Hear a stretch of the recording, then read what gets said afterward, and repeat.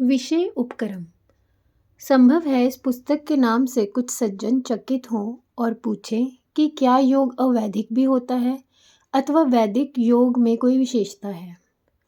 प्रत्येक देश और संप्रदाय में अतीत काल से योगी होते आए हैं जो सभी महान पुरुष हुए हैं। योग एक साधन है जिसका स्वरूप चित्त की वृत्तियों का निरोध है, परंतु किसी भी साधन का साध्य लक्ष्य क्या है यह जानकर ही प्रत्येक मनुष्य अपनी श्रद्धा के अनुसार उस साधन में प्रवृत्त होता है। वेदों के प्रतिपाद्य लक्ष्य ब्रह्मा को शरीर छूटने से पूर्व इस जन्म में जानना है, क्योंकि जो ईश्वर की सत्ता में विश्वास नहीं रखते उनके योग साधन का लक्ष्य ईश्वर प्राप्ति नहीं हो सकता। गीता 15 में भगवान श्री कृष्ण ने कहा है, सब वेदों के द्वारा मुझे ही जानना है। यही वेदों का लक्ष्य है और वेदों के वेदांत परक अर्थ जानने वाला भी मैं ही हूँ। इस अभिप्राय से जिस योग साधन का लक्ष्य ईश्वर को जानना है वही वैदिक योग है। यूँ तो एक अनीश्वरवादी भौतिक विज्ञानी भी अपने को योगी कह सकता है, परंतु उसे वैदिक नहीं कहा जा सकता। योग के दो मार्ग कहे गए हैं। पहला भाव योग अथवा अभाव योग। अनीश्वरवादियों का योग दूसरी श्रेणी के योगों के अंतर्गत है और ईश्वर की सत्ता में विश्वास रखने वालों का योग प्रथम श्रेणी का है। ईश्वरीय भाव अथवा ब्रह्म भाव अनुभूति का विषय है। जिस साधन से उक्त भाव की अनुभूति संभव है वही साधन इस पुस्तक का विषय है। यहाँ वेदों के मंत्रों द्वारा यह दिखाने का यत्न किया गया है कि वेदों का लक्ष्य ब्रह्म भाव का साक्षात्कार करना ही है। जैसे कि 164 39 ऋचा से स्पष्ट है कि जिसने उससे नहीं जाना उसके लिए ऋचा क्या करेगी, अर्थात व्यर्थ है। ब्रह्म यद्यपि अपरिणामी है, परंतु उस चिन्ह मात्र की शक्ति ही मन बुद्धि से लेकर सारे जगत के रूप में परिणित होकर विद्यमान है। वह प्रत्येक प्राणी में चेतना के रूप में प्रकाशवान है और जड़ तत्वों में जड़वत प्रतीत होती है। वेदों में सब शक्तियों को देवता कहा गया है। वैदिक ऋषियों की दृष्टि में सर्वत्र चेतन ब्रह्मा ही भरपूर है। उसकी माया का कार्य यह नाम रूपात्मक जगत है। आज भौतिक विज्ञान के युग में भी यही बात क्षणे क्षणे विद्वानों को समझ में आने लगी है। पश्चिम के दार्शनिक एवं भौतिक विज्ञान के विचारशील विद्वान कहने लगे हैं कि इस जगत का कारण कोई सर्वव्यापी चेतन तत्व होना चाहिए। उसे वेदों में कहीं अदिति, कहीं वाक शक्ति, सविता की शक्ति इत्यादि संज्ञाएं दी हैं और ऋग्वेद में उसका संकेत ई अक्षर से किया गया है। 5, 4, 4, 7 में उसे देवताओं की मातामही का स्थान देकर कहा है कि वह सदा व्यक्तिगत चेतना रूपी अपनी बेटी को जगाती हुई, समझाती हुई और ईश्वर की ओर प्रयुक्त करती हुई आवाहन करने पर आती है, अर्थात वह शक्ति साधकों में ईश्वर भाव से प्रत्यक्ष अनुभवगत होती है। उसके आवेश में मन बुद्धि तन्मय होकर ब्रह्मानंद की मस्ती में जीव भाव को बुलाकर ब्रह्म भाव का अनुभव करने लगते हैं और अंततः अपने अस्तित्व को खोकर समाधि के ज्ञान द्वारा ब्रह्म प्राप्ति का साधन बनते हैं। जैसे आकाशीय विद्युत प्रवाहित शब्दों को ग्रहण करने के लिए रेडियो के यंत्र को संचालित करने से पहले विद्युत संचालित करना आवश्यक है, तभी उसका बाह्य आकाश मार्ग में संचालित विद्युत तरंगों से संबंध जुड़ता है। उसी प्रकार आध्यात्मिक साधकों को उक्त माता मही से अपना संबंध जोड़ने के लिए अपने शरीर रूपी यंत्र को आध्यात्मिक चेतना की जागृति द्वारा सुसज्जित करना आवश्यक है, जिसे अदिति की रासना कहकर वेदों में प्रार्थना की गई है। अदिति को देवताओं की गाय से उपमित करके उसे नीचे उतारने के लिए आध्यात्मिक भाव को उसके गले की रस्सी कहा है। इसी भाव योग का वैदिक साहित्य के कतिपय उद्धरणों सहित यहाँ पाठकों के लाभार्थ दिग्दर्शन कराया जाता है। यह सर्वमान्य तथ्य है कि वेदों से प्राचीन अन्य कोई साहित्य उपलब्ध नहीं और इसीलिए उनकी भाषा, लेखन शैली एवं भाव इतने गूढ़ और विचित्र मालूम होते हैं कि आधुनिक युग के विद्वान जिन परिस्थितियों में से गुजर रहे हैं तदनुकूल ही उनका अर्थ लगाकर वैदिक ज्ञान से दूर हटते जा रहे हैं। पाश्चात्य मैक्स मुलर प्रभृति ने उनको असभ्य, अशिक्षित गडरिया के गान की उपाधि दी है। लोकमान्य तिलक महोदय ने उत्तर ध्रुवीय हिमयुग यानी ग्लेशियल पीरियड से पूर्व, जिसे समाप्त हुए लगभग 10,000 वर्ष कहे जाते हैं और जिसकी अवनंतर अवधि अभी तक अनिश्चित ही है, संभवतः इतनी ही दीर्घकालीन हो, उत्तर ध्रुव पर बसने वाली आर्य जाति के तत्स्थानीय 2 मास लंबी रात्रियां, 5 और 6 मास के दिन और 2 लंबी उषाएं और संध्याकालीन प्रकाश से संबंधित लोकगीतों की स्मृति ऋग्वेद में सिद्ध की है। आर्य समाज के पंडितों ने वेदों में आधुनिक भौतिक उन्नति का ही उल्लेख ढूंढ निकालने का प्रयास किया है। इन सभी को अपने अपने मतों की पुष्टि के प्रमाण वेद में मिलते हैं। वेद पाठी ब्राह्मणों का कहना है, वेद का अर्थ नहीं लगाना चाहिए, उनके पाठ का ही स्वतंत्र फल है। परंतु निरुक्ताकार यास्काचार्य, सायणाचार्य प्रभृति भाष्यकारों के इस दिशा में किए गए उपलब्ध प्रयासों से यह स्पष्ट है कि वेदों को समझने की प्रवृत्ति कोई नई नहीं है। संहिताओं को समझने के लिए आरण्यक, ब्राह्मण ग्रंथ एवं उपनिषदों को कुंजी समझना चाहिए। यद्यपि वेदों का मुख्य विषय यज्ञ यागादि ही है, जिनमें इंद्र, वरुण, अश्विनी कुमार प्रभृति देवताओं का यज्ञ के भाग स्वरूप सोमपानार्थ उनके गुणगान सहित प्रार्थनाओं द्वारा आवाहन किया गया है और जिनकी तुष्टि से यजमान की भौतिक समृद्धि इप्सित है। परंतु श्रीमद् भगवद गीता में श्री भगवान ने भौतिक अथवा पारलौकिक दोनों प्रकार की समृद्धियों की निंदा करते हुए यही कहा है कि सब वेदों के द्वारा मुझे ही जानना उद्दिष्ट है। वेदों का मुख्य प्रतिपाद्य विषय ब्रह्म ज्ञान है, भौतिक ज्ञान गौण है। अतीत काल से एक प्रश्न यह भी उठाया जाता रहा है कि वेद पौरुषीय है अथवा अपौरुषीय। भारतीय विद्वान इस बात पर तो एकमत हैं कि वैदिक ज्ञान अपौरुषीय है, जिसका अवतरण ऋषियों पर हुआ, परंतु शब्द भी अपौरुषीय है, इस पर 2 मत हैं। कुछ आचार्यों का कहना है कि शब्द ऋषियों की रचना होने के कारण पौरुषीय है, परंतु वेदों का ज्ञान पौरुषीय नहीं हो सकता। वह ज्ञान प्रवृत्ति और निवृत्ति उभय पक्षीय है। गीता में श्री भगवान कहते हैं, प्रवृत्ति च निवृत्ति च जना न विदुर असुरा, अर्थात आसुरी संपत्ति के मनुष्य प्रवृत्ति निवृत्ति दोनों को नहीं जानते।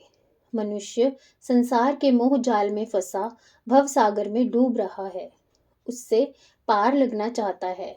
जैसे गंगा की तीव्र धारा को तैरकर पार किया जाता है, जो तैराक नहीं वह डूब जाता है, तद्वत भव सागर में तैरना प्रवृत्ति मार्ग और सकुशल पार लग जाना निवृत्ति मार्ग कहलाता है। परंतु जैसे पानी में उतरे बिना तैरना नहीं सीखा जा सकता, वैसे ही प्रवृत्ति में पड़े बिना निवृत्ति नहीं आ सकती। वेदों के बाह्य यज्ञ प्रवृत्ति धर्म के अंग हैं और उनकी भौतिक एवं पारलौकिक फलोक्तियां अर्थवाद मात्र प्रलोभनात्मक हैं। वेदों का वास्तविक उद्देश्य निवृत्ति रूपी वैराग्य एवं ब्रह्म ज्ञान की उपलब्धि ही है। इसीलिए अन्य शास्त्रों की तरह वेदों को भी इन 4 व्यूहों में समझना चाहिए। पहला सृष्टि क्रम और उसका स्वरूप, दूसरा सृष्टि का कारण ब्रह्मा, तीसरा ब्रह्म ज्ञान का स्वरूप और चौथा ब्रह्म ज्ञान के पूर्व योग वैराग्य आदि के साधनों उपाय। जैसे तैरने की एक ही क्रिया के जल क्रीड़ा और जल के प्रवाह से पार लगना दोनों फल युगपद सिद्ध होते हैं, उसी प्रकार यज्ञों के निष्काम अनुष्ठान द्वारा प्रवृत्ति एवं निवृत्ति दोनों की सिद्धि समझनी चाहिए। यज्ञ बाह्य और अंतः दोनों प्रकार का है। अग्नि में हवि की आहुति देना बाह्य याग, योगा अग्नि में संकल्पों की आहुति देना अंतर्याग कहलाता है।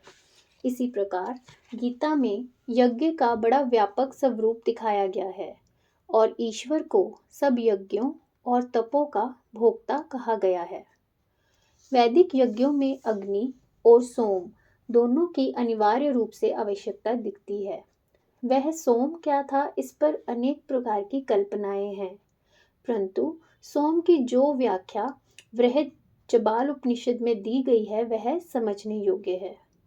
अग्नि और सोम दोनों का वास्तविक रूप जान लेने पर वेदों में कथित यज्ञों का रहस्य क्या है, यह समझकर वैदिक ऋषियों की दार्शनिक विचारधाराएं और उनके शब्दों में व्यक्त करने की शैली का ज्ञान वेदों का तात्पर्य एवं भावार्थ समझने में सहायक होगा। उदाहरणार्थ, बृहज्जबाल उपनिषद के दूसरे ब्राह्मण में जगत को अग्नि शोमात्मक कहा गया है। उसकी कुछ श्रुतियां यहाँ दी जाती हैं जो इस प्रकार हैं। विश्व अग्नि शोमात्मक है। अग्नि का रूप रौद्र घोर तेजोमय है। सोम का रूप शक्ति देने वाला अमृतमय शक्तिकर है। अमृत जो प्रतिष्ठा है अर्थात सबका आधार है, वह स्वयं तेज और उसके विज्ञान की कला है। वह अग्नि ही सब स्थूल सूक्ष्म पदार्थों में रस और तेज के रूप में विद्यमान है। तेज की वृत्ति द्विविध है, सूर्य और अनल यानी अग्नि रूपी, वैसे ही रस की शक्ति सोम और अनिल रूपी है। तेज विद्युत आदि में और रस मधुर आदि में होते हैं। तेज और रस की विभिन्नता से यह चराचर जगत बना है। अग्नि से अमृत की निष्पत्ति अर्थात सिद्धि और अमृत से अग्नि की वृद्धि होती है। इसलिए अग्नि शोमात्मक जगत की हवि के रूप में कल्पना की गई है। सोम उधर्व शक्तिमय है और अनल यानी अग्नि अंध शक्तिमय। इसीलिए ये सारा जगत दोनों से संफुटित होने के कारण शाश्वत है। अग्नि की यह वृत्ति सोम में परमामृत यानी आत्मा तक उधर्व रहती है, जब तक कि वह सोम और अग्निमय अमृत को नीचे बरसाने लगे। इसीलिए ही कालाग्नि रूपी शक्ति यानी कुंडलिनी के नीचे से उधर्व गति होते हैं, जब तक नीचे से ऊपर तक शरीर दग्ध होकर पवित्र हो। मूलाधार चक्र की शक्ति से धारण की गई यह कालाग्नि उधर्वगामी है और उसी प्रकार सोम निम्नगामी है जो शिव शक्तिमय कहलाता है। जो जैसे कहा गया है, उस गहन गुहा पावन अग्नि सोम रहस्य को जानता है, वह दोनों का पुट करके फिर जन्म नहीं लेता।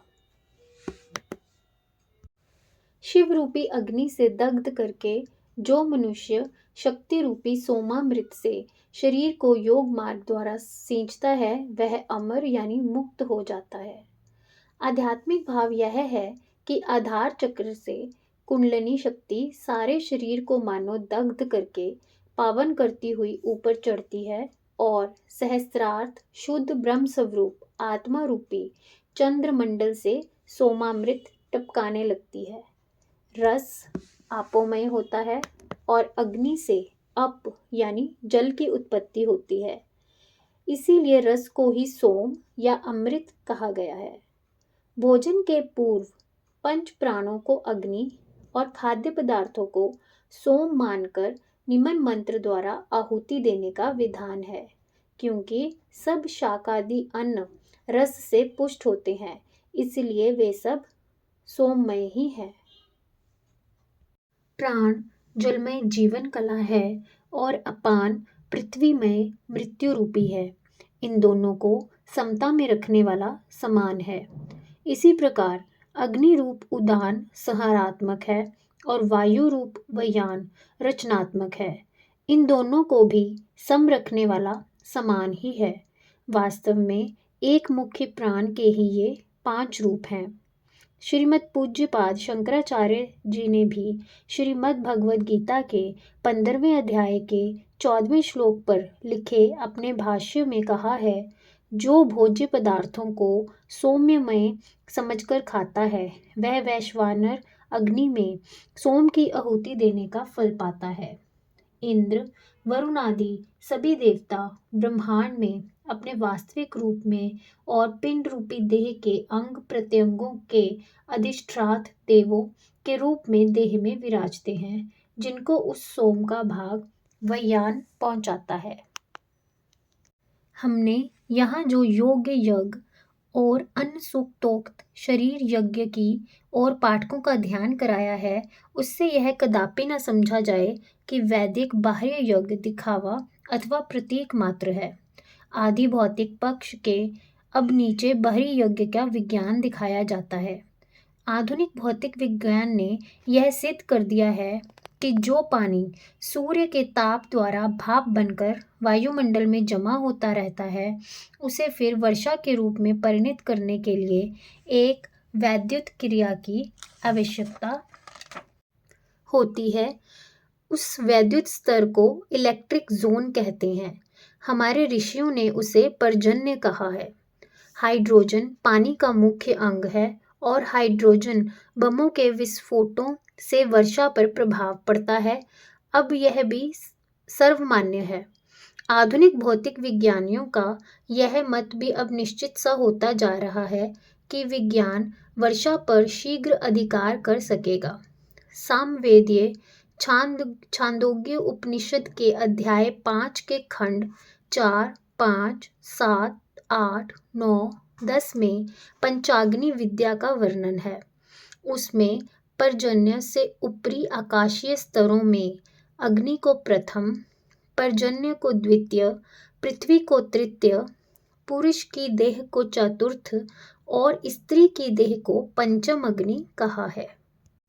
जब मनुष्य वैदिक मंत्रों द्वारा श्रद्धा सहित यज्ञ में आहुति देता है, तब उन श्रद्धा से दी गई आहुतियों से प्रथम अग्नि में ऐसे स्पंदन यानी वाइब्रेशंस पैदा होते हैं जिनसे हवन अग्नि से सोम की सिद्धि होती है। वह सोम पर्जन्य में पड़कर वर्षा करता है। वर्षा से पृथ्वी पर औषधियों रूपी अन्न उत्पन्न होता है। श्रद्धा सत्व गुण प्रधान है, इसलिए उसका फल भी प्रत्येक स्तर पर सत्व प्रधान ही होगा। यह सिद्धांत प्रकृति के नियमों के अनुसार सिद्ध है। जो कार्य प्रतिहिंसा की भावनाओं से प्रेरित होते हैं, उनका परिणाम भी विनाशकारी होना अनिवार्य है। यज्ञों द्वारा होने वाली वर्षा का जल सात्विक होगा।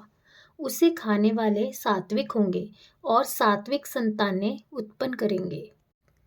जो कुछ ऊपर कहा गया है उसका सारांश यह है कि ब्रह्मा की सृजन अभिमुख शक्ति को सोमरूपा कहा गया है, और वही जब लय अभिमुख होती है तब उसके 2 रूप होते हैं। पहला कालग्नि, जो सबका संहार करती हुई कार्य का कारण में विलीनीकरण करती है, और दूसरी अग्नि शोमात्मिकता, जो संसार के साथ साथ सृष्टि की स्थिति को भी बनाए रखती है।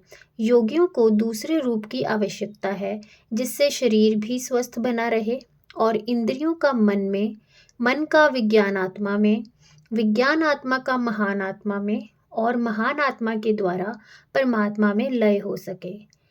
यह योग का मार्ग कठोपनिषद के प्रथम अध्याय की तृतीय वल्ली के 13वें श्लोक में इन शब्दों में कहा गया है। प्रथम अग्नि मृत्यु रूपी है और दूसरी मुक्ति देने वाली है। संहारात्मक अग्नि को रुद्र कहते हैं और मोक्ष देने वाला उसका दूसरा रूप शिव कहलाता है, जिससे आध्यात्मिक शक्तियाँ या कुंडलनी भी कहा जाता है। ब्रह्मा की सृजन शक्ति चेतन ज्ञानमयी है, उसे विभु प्राण भी कहते हैं, परंतु निम्न स्तरों पर वह जड़वत स्थूल प्रतीत होने लगती है। उसकी परिणति 7 स्तरों पर होती है। 7वें स्तर पर वह अनेक रूपों में व्यक्त होती है। अदिति के 7 पुत्र हुए, 6 अमर हैं और 7वां रूपात्मक होने से मार्तंड कहलाया, अर्थात वह मृत्यु के लिए अंडा बना। वही विश्व का जनक सूर्य है। आकार का ही नाश होता है, निराकार का नाश संभव नहीं। भू भूर स्वः मह जन तपः सत्यम, ये सृष्टि के 7 स्तर है। 7वां स्थूल स्तर भौतिक तत्वों का बना है। आधुनिक विज्ञान से भी सप्त स्तरीय सिद्धांत की पुष्टि मिलती है। रुदरफोर्ड बोह नामक वैज्ञानिक की खोज है कि विद्युदणु की रचना सप्त स्तरीय है। केंद्र यानी न्यूक्लियस में स्थित प्रोटॉन के चारों ओर इलेक्ट्रॉन्स 6 स्तरों यानी ऑर्बिट्स पर भ्रमण करते हैं। अंतिम छठे स्तर को इलेक्ट्रॉन ही विभिन्न द्रव्यों के परमाणुओं यानी एटम्स की रचना करते हैं। यह 7वां स्तर ही स्थूल जगत का कारण है। आध्यात्मिक पक्ष में सहस्रार सहित 6 चक्र ही 7 स्तर हैं, जिनमें चित्ती शक्ति एवं प्राण का विकास बाह्य ब्रह्मांड के 7 लोकों के अनुरूप है। मूलाधार को निम्नतम स्तर, भ्रूलोक और सहस्रार को सत्यलोक समझना चाहिए। हमने वैदिक योग परिचय में यजुर्वेद, ऋग्वेद और अथर्ववेद से संग्रहित कुछ मंत्रों का अर्थ इस दृष्टिकोण को सामने रखकर किया है। शब्दों का अर्थ सायणाचार्य के भाष्य के आधार पर लिया गया है, परंतु हमारा भावार्थ हमारा स्वतंत्र है। आशा है पाठक वृंद इसमें जो त्रुटियां पावें उन्हें ग्रंथकार की त्रुटियां समझकर क्षमा कर देवें। सायणाचार्य के इस वाक्य से कि इन मंत्रों का आध्यात्मिक अर्थ भी किया जा सकता है, हमें यह लघु प्रयास करने की प्रेरणा मिली। अस्तु, आशा है इससे पाठकों को कुछ आध्यात्मिक रुचि अवश्य होगी। कुंडलिनी योग के प्रत्येक प्रकरण के पूर्व वेद मंत्र दिए गए हैं, जिनसे पाठक स्वयं समझ सकेंगे कि कुंडलिनी योग का आधार वेद है। पातंजलि योग दर्शन का महत्व तो किससे छिपा है? वह तो भारतीय षट दर्शनों में से एक है और मनोविज्ञान का अद्वितीय ग्रंथ है। उसके अवैदिक होने की शंका तो अनभिज्ञता की घोतक है। इसका समाधान आगे किया गया है। सारांश यह है कि जगत का कारण ब्रह्मा और वेद का प्रयोजन ब्रह्मा ज्ञान है। नासदासीय सूक्त में ब्रह्मा का रूप सत असत दोनों से भिन्न कहा गया है। वह किसी प्रकार तम से ढक जाता है, जो तुच्छ है उससे छुप जाता है। तब एक पुरुष उत्पन्न मन की तेजोमयी शक्ति की किरणें सर्वोत्तर अधिक फैलकर सृष्टि की रचना करती हैं। अन्यत्र वेद ने उसको चितिरूप, प्राण, अदिति या केवल ई ही कहा है। फिर चित्ती शक्ति से ही नीचे स्तरों पर क्रमशः वाक, शब्द, अग्नि, सोम और सारे नाम रूपात्मक जगत की सृष्टि होती है। शब्द आकाश का गुण है और शब्द के स्पंदन यानी वाइब्रेशंस को वायु कहते हैं, परंतु वाक को अग्नेयी माना जाता है, तेजोमयी वाक। इस क्रम से अग्नि को सृष्टि का उपादान कारण माना गया है, जिसे आप कॉस्मिक एनर्जी कह सकते हैं। वेदांत की परिभाषा में उक्त सृष्टि क्रम को ईश्वरीय माया की विक्षेप शक्ति का कार्य कहा जाता है, जो शुद्ध आत्म स्वरूप पर आवरण डालकर उसे छुपाए हुए है। माया के उक्त विक्षेप और आवरण को दूर करने के लिए जो साधन कहा गया है, वह संक्षेप में इस प्रकार है। नित्य ब्रह्मचर्य एवं सम्यक ज्ञान युक्त सत्य तप द्वारा आत्म साक्षात्कार की प्राप्ति होती है। ब्रह्मचर्य का रूप ऊर्ध्व रेखा होना है। वीर्य की ऊर्ध्व गति होने पर वह पंचअग्नि के अंतर्याग द्वारा सोम में परिणित होता है। सोम को ब्रह्मा का परम सूक्ष्म शरीर कहा गया है। उक्त अग्निशोमात्मक अंतर्यज्ञ से जब देह योग युक्त होता है तब उसमें द्वासुपर्णादि मंत्र उक्त ईश्वर तत्व प्रकट होता है। फिर समष्टि व्यष्टि भावों का एकत्व होने पर ब्रह्म भाव का प्रादुर्भाव होता है। इसके लिए यह आवश्यक है कि जिज्ञासु को ब्रह्मवेत्ताओं का सत्संग करना चाहिए। इंद्रिय और मनोनिरोग के लिए योग का साधन ही सत्य तप है। वृथा शारीरिक और मानसिक कष्ट उठाना तप नहीं कहलाता। विष्णु तीर्थ जी महाराज।